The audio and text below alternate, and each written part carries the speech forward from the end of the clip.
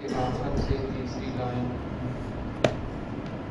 سورۃ آل عمران کی آیت نمبر 7 سے۔ اعوذ باللہ من الشیطان الرجیم، بسم اللہ الرحمن الرحیم، ربنا لا تزغ قلوبنا بعد إذ هديتنا وهب لنا من لدنك رحمة إنك أنت الوهاب، ربنا إنك جامع الناس ليوم لا ريب فيه،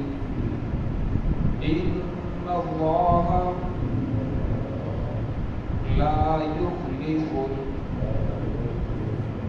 الميعاد، إن الذين كفروا لن تغني عنهم أموالهم ولا أولادهم من الله شيئا، وأولئك هم وقود النار، كدأب آل فرعون والذين من قبلهم كذبوا بآياتنا فأخذهم الله بذنوبهم والله شديد العقاب۔ بسم الله الرحمن الرحيم، ربنا لا تزغ قلوبنا بعد إذ هديتنا وهب لنا من لدنك رحمة إنك أنت الوهاب، ربنا إنك جامع الناس ليوم لا ريب فيه، إن الله لا يخلف الميعاد، إن الذين كفروا لن تغني عنهم أموالهم ولا أولادهم من الله شيئا، وأولئك هم وقود النار، كدأب آل فرعون والذين من قبلهم كذبوا بآياتنا فأخذهم الله بذنوبهم والله شديد العقاب، ربنا لا تزغ قلوبنا، اے ہمارے پروردگار نہ کر نہ پھر ہمارے دلوں کو بعد ہدیتنا ہدایت دینے کے بعد، وہب لنا من لدنک رحمہ، اور ہمیں عطا کر اپنی جانب سے رحمت، انک انت الوہاب، بے شک تو ہی سب کچھ دینے والا ہے، ربنا انک، اے ہمارے رب، بے شک آپ جامع الناس، جمع کرنے والے ہیں لوگوں کو، لیوم لا ریب فیہ، ایسے دن میں جس میں شک نہیں ہے، یعنی قیامت کا دن،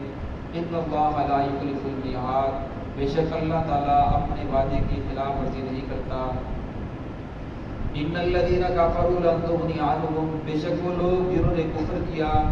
ہرگز ان کو کوئی فائدہ نہیں دیں گے، اموالہم ان کے مال، ولا اولادہم اور نہ ان کی اولادیں، من اللہ شیئا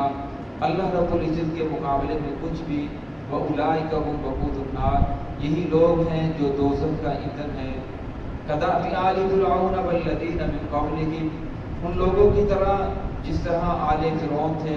والذین اور وہ لوگ جو ان سے پہلے گزر چکے ہیں، کذبوا بآیاتنا جھٹلایا ان لوگوں نے ہماری آیات کو،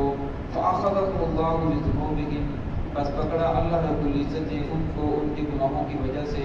واللہ شدید العقاب اللہ رب العزت سخت پکڑنے والے ہیں، سخت سزا دینے والے ہیں۔ گزشتہ آیت کے اندر ان لوگوں کا تذکرہ تھا جو اللہ رب العزت کے احکامات کو سنتے ہیں، احکامات کو سننے کے بعد، علم رکھنے کے بعد، جن کو علم کے اوپر رسوخ ہے، پھر وہ کہتے ہیں یقولون آمنا کہ ہم اس کے اوپر ایمان لے کر آئیں، ہوا من عند اللہ یہ سب کچھ اللہ رب العزت کی طرف سے ہے۔ تو اللہ رب العزت فرمایا کہ یہی لوگ ہیں جو عقل والے ہیں، جو قرآن پاک کو سنتے ہیں اور پھر قرآن پاک کو سننے کے بعد جو آیات متشابہات ہیں، جن کی مراد معلوم نہیں ہے، جن کی مراد کو اللہ کے علاوہ کوئی نہیں جانتا، تو اس کے اندر وہ جستجو میں نہیں پڑتے کہ ایسا کیوں نہیں ہے، ایسا کیوں نہیں ہے، تو طرح طرح کی باتوں کے اندر مبتلا ہو کر وہ گمراہی کی طرف نہیں جاتے۔ پھر فرمایا کہ ان لوگوں کو ہر وقت آخرت کی دامن فکر بھی رہتی ہے۔ اس آیت کے اندر اسی کا تذکرہ فرمایا ہر وقت جو یہ دعا کرتے رہتے ہیں، اے ہمارے پروردگار لا تزغ قلوبنا، ہدایت کا راستہ دکھانے والا تو ہے، ہدایت کے اوپر چلانے والا تو ہے، ہمارا دل اور ہمارے جذبات تیرے قبضے کے اندر ہیں، لہذا ہمارے دل کو کہیں ہدایت سے پھیر نہ دینا، تو نے ہمیں ہدایت دی ہے، دنیا کے اندر بھی ہم تیری ہدایت کے زیادہ محتاج ہیں اور آخرت کے اندر بھی تیری ہدایت کے محتاج ہیں، انک انت الوہاب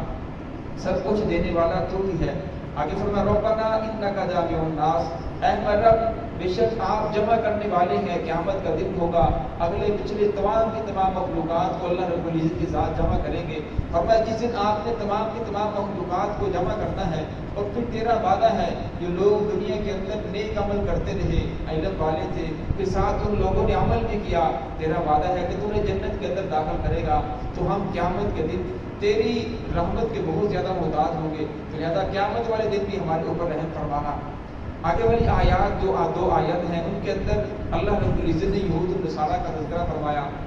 یہ یہودی بہت ذہین لوگ تھے اور مکہ کے اندر، مدینہ کے اندر تسلط بھی ان لوگوں کا تھا، علمی اعتبار سے بھی یہ لوگ پڑھے لکھے تھے اور مالی اعتبار سے بھی یہ لوگ بہت زیادہ، ان کے پاس مال و دولت تھا، تمام منڈیوں کے اندر ان لوگوں کا تسلط تھا، اور پھر افرادی قوت بھی ان کے پاس زیادہ تھی۔ جس وقت مکہ فتح اور غزوہ بدر ہوا، کفار کو بری طرح شکست ہوئی، رسول اللہ صلی اللہ علیہ وسلم واپس گئے اور جا کر ان کے جو بڑے بڑے سردار تھے انہیں دین کی دعوت دی کہ میں اللہ کا آخری نبی ہوں، میرے بعد کوئی نبی نہیں آئے گا، میرے اوپر ایمان لے کر آؤ، قرآن پاک کو مانو، تمہاری نجات اسی کے اندر ہے۔ تو وہ آگے سے کہنے لگے، جو کہا بن اشرف یہودی جو ان کا بڑا پادری تھا، سردار تھا، وہ کہنے لگا کہ آپ نے نا تجربہ کار جن لوگوں کو جنگ کا پتہ ہی نہیں ہے، ان کے ساتھ جنگ کر کے ان کو شکست دے کر اور ہمیں دعوت دینا شروع کر دی، ہمیں اپنے دین سے پھیرنا چاہتے ہو، ہم تو اپنے دین سے پھرنے والے نہیں ہیں، جب تمہارا ہمارے ساتھ واسطہ پڑے گا تو اس وقت تمہیں پتہ چلے گا کہ جنگ کسے کہتے ہیں، لڑائی کسے کہتے ہیں۔ تو رسول اللہ صلی اللہ علیہ وسلم نے فرمایا میں نے آپ کو لڑائی کی دعوت نہیں دی، نہ میں آنے آپ کے ساتھ کہا کہ میں آپ سے جنگ کرنے کے لیے تیار ہوں، میں تو آپ کو دعوت دے رہا ہوں، لیکن ان لوگوں نے بات کو نہ سنا اور آگے سے اکڑ گئے۔ تو اللہ رب العزت نے اس آیت کے اندر اسی کا تذکرہ فرمایا، فرمایا ان الذین کفروا، بے شک وہ لوگ جو کافر ہیں، جنہوں نے کفر کیا، لن تغنی عنہم اموالہم ولا اولادہم، فرمایا ہرگز ان کو نفع نہیں دے گی ان کے مال اور نہ ان کی اولادیں من اللہ رب العزت کے بارے میں شیئا کچھ بھی۔ فرمایا جب رسول اللہ رب نے حکم دیا کہ آپ ان کے ساتھ جہاد کرو، تو رسول اللہ صلی اللہ علیہ وسلم جب ان کے ساتھ جہاد کے لیے نکلے تو مدینہ کے اندر یہ تین قبیلے آباد تھے، بنو نذیر، بنو قریظہ اور بنو قینقاع۔ بنو نذیر اور بنو قینقاع ان لوگوں نے اپنا گھر بار چھوڑا، ہر چیز چھوڑنے کے لیے تیار ہو گئے، ہتھیار ڈال دیے کہ ہمارے ساتھ جنگ نہ کریں، ہم اپنا گھر بار چھوڑنے کے لیے تیار ہیں، ہمیں جلا وطن کر دیا جائے۔ تو رسول اللہ صلی اللہ علیہ وسلم نے ان دو قبیلوں کو جلا وطن کر دیا، یہ لوگ خیبر کے اندر چلے گئے۔ جو بنو نذیر बनु कुरैज़ा थे, उन लोगों ने आगे से मुज़ाहमत की तो उन्हें एक किले के अंदर बंद हो गए, चंद दिन किले के अंदर बंद रहे। फिर जब आखिरकार उन लोगों को भी हथियार डालने पड़े, फिर आप सल्लल्लाहु अलैहि वसल्लम ने अल्लाह की तरफ से हुक्म दिया कि इनके जो नौजवान हैं उन्हें कत्ल कर दिया जाए, औरतों और बच्चों को कैद कर लिया जाए। तो औरतों और बच्चों को गुलाम बना लिया गया, जो इनके नौजवान थे उन्हें कत्ल कर दिया गया। तो अल्लाह रब्बुल इज़्ज़त ने इस आयत के अंदर फरमाया, जब अल्लाह रब्बुल इज़्ज़त की तरफ से पकड़ आती है तो फरमाया फिर इंसान का माल और दौलत, इंसान की औलाद उन्हें कुछ भी काम नहीं आती। और यहूदियों का एक नज़रिया ये था कि अगर वालिदैन दुनिया से चले जाएं, रुखसत हो जाएं, और फिर उनके जाने के बाद अगर वालिदैन काफिर भी थे, औलाद उनकी तरफ से सदका करती है, तो सदका करने की वजह से वालिदैन जितने भी गुनाहगार हों अल्लाह रब्बुल की बख्शिश फरमा देता है। तो अल्लाह रब्बुल इस आयत के अंदर उसका भी इरशाद फरमाया कि अगर वालिदैन काफिर हैं तो उनकी तरफ से सदका करोगे तो उन्हें नहीं पहुँचेगा। हाँ, अगर मुसलमान हैं तो उनकी तरफ से आप जो भी सदका खैरात करते हो तो उन्हें पहुँचेगा, साले सवाब करते हो, जो भी करते हो वो उन्हें पहुँचेगा। लेकिन अगर काफिर हैं तो फरमाया काफिर की वजह से औलाद जो है यानी नबीना औलाद लड़के हैं वो जितना भी सदका करें उनकी वजह से वालिदैन की बख्शिश नहीं होती। तो फरमाया जब अल्लाह रब्बुल की तरफ से हुक्म आया तो फिर इन लोगों को हर चीज़ छोड़ना पड़ी। हालांकि ये कह रहे थे कि हमारे साथ जब होगी तो उस वक्त पता चलेगा। वल्लाह उलाइका हुम वक़ूदुन नार, फरमाया ये तो दुनिया की रुसवाई थी, असल के अंदर जो आखिरत की रुसवाई है वो बहुत बुरी है। और आखिरत के अंदर अल्लाह रब्बुल फरमाते हैं कि दोज़ख का ईंधन होंगे। कदा अभी आले फिरौन, फरमाया इन लोगों का रवैया आले फिरौन की तरह है। आले फिरौन के पास एक दौलत भी, माल दौलत था, अफरादी कुव्वत भी थी। तो उन लोगों ने भी जब मूसा अलैहिस्सलाम ने दावत दी, सामने मोजज़ात उतरते देख रहे हैं, हर चीज़ का जैसा मोजज़ा मांगते हैं अल्लाह रब्बुल वैसा मोजज़ा अता फरमाते हैं। फिर भी फरमाया उन लोगों ने ईमान तो क्या लाना बल्कि उनके दिलों के अंदर नफरत बढ़ती चली गई, तकब्बुर बढ़ता चला गया। जब उन लोगों का तकब्बुर बढ़ा, वल्लज़ीना मिन क़ब्लिहिम, और उन लोगों का भी जो इनसे पहले गुजर चुके हैं, कज़्ज़बू बिआयातिना, तो उन्होंने मूसा अलैहिस्सलाम की बातों को झुठला दिया, आयात का इनकार कर दिया। फ़अख़ज़हुमुल्लाहु बिज़ुनूबिहिम, फिर अल्लाह ने पकड़ा उनको उनके गुनाहों की वजह से। अल्लाह ने बंदों पर जुल्म नहीं करते, जब उनको उनके गुनाहों की वजह से पकड़ा तो फिरौन जिस वक्त पानी के अंदर गोते खा रहा था तो उस वक्त कहने लगा आमनतु बिरब्बि हारून और मूसा, मैं मूसा और हारून के रब पर ईमान लेकर आता हूँ। हदीस पाक में आता है इतना ज्यादा वावेला कर रहा था कि जिब्राईल अलैहिस्सलाम ने समंदर की गार निकालकर उसके मुंह के अंदर डाली, कहीं अल्लाह रब्बुल इज़्ज़त की ज़ात को इसके ऊपर रहम ना आ जाए, क्योंकि ये बहुत बड़ा जालिम था। तो फरमाया फिर अल्लाह रब्बुल फरमाया अब ईमान लाता है, वक़द असैता क़ब्ल व कुन्त मिनल मुफ़सिदीन, इससे पहले तो दुनिया के अंदर फसाद मचाने वाला था, इससे पहले जब तू तेरे होश हवास कायम थे उस वक्त तो ईमान लेकर नहीं आया, अब जब पानी के अंदर गोते खा रहा है उस वक्त कहता है कि मैं ईमान लेकर आता हूँ। फरमाया मौत का घरघरा तारी होने से पहले इंसान तौबा करे तो उसकी तौबा कबूल होती है। जब मौत के असरात सामने नजर आने लग जाए, फरिश्ता नजर आने लग जाए, फरमाया उस वक्त इंसान की तौबा कबूल नहीं होती। तो अल्लाह ने फरमाया फल यौम नुनज्जीका बिबदनिका लितकूना लिमन खल्फका आया, फरमाया हम तेरे जिस्म को, तेरे बदन को बाकी रखेंगे ताकि बाद में आने वाले लोगों के लिए निशानी हो जाए। ये था जो कहता था अना रब्बुकुमुल आला, कि सबसे बड़ा खुदा मैं हूँ, मेरी इबादत करो। और आज इसके नाक से पानी बह रहा है, इसके कानों से जिस्म से पानी बह रहा है। तो मौलिकीन लिखते हैं कि आज भी उसकी जो लाश है वो मिस्र के अजायब घर के अंदर मौजूद है। आज भी उसकी लाश को दफन नहीं किया गया, बल्कि क़यामत तक उसकी लाश को इसी तरह रखा जाएगा ताकि आने वाले लोगों के लिए निशानी हो जाए। ये था वो आदमी जो कहता था कि सबसे बड़ा खुदा मैं हूँ, लेकिन आखिरकार ये भी दुनिया से चला गया। तो हर इंसान ने दुनिया से जाना है,